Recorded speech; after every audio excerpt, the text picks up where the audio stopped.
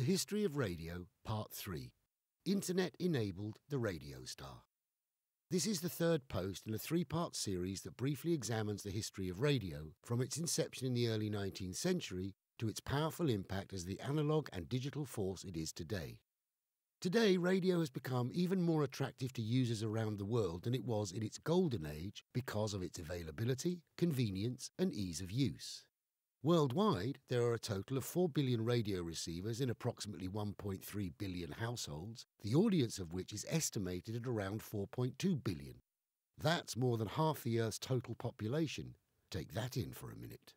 Even today, radio shows no sign of slowing down. With the invention of the Internet, a technology many thought would be the death of the radio broadcast, it's become even more prolific. Now, due to the ease of setting up an Internet radio station, and the potential for it to reach far-flung locations around the world, there is a wider reach and more potential for unique content than ever before. While Internet radio utilises a different medium for broadcast, it shares its base technology with its older brother, the FM radio. And of course, the end game is one and the same: to communicate important information, breaking news, and inspiring entertainment in a rapid-paced, ever-changing, information-hungry world, while meeting the needs of our collective short attention span. Radio today, for the person and the people. The birth of Internet radio and the revolution of radio has done two things that were never possible before. Firstly, we know that humans cannot simply be seen as a faceless number in a crowd.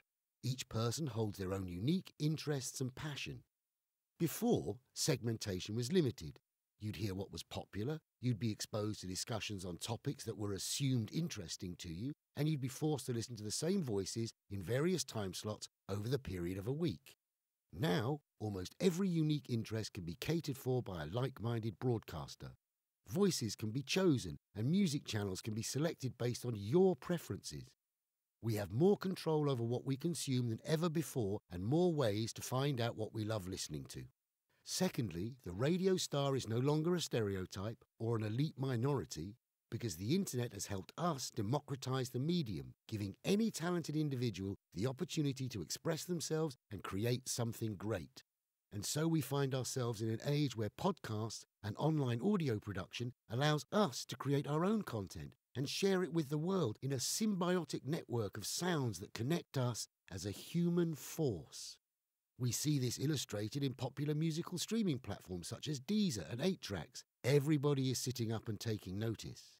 In the US, for example, online streaming consumption rose by 32% in 2013 and has continued to do so ever since. But now, something more personal and incredible is taking shape. The Internet is becoming a place for online radio and audio clips beyond music and more in touch with human ideas, almost completing a full circle within a new technological environment. In a way, it's spectacularly daunting. No one can say for sure what's coming next, but the future of new wave radio sure looks extremely bright. So, find your platform online and make sure you're tuned in to the Matrix.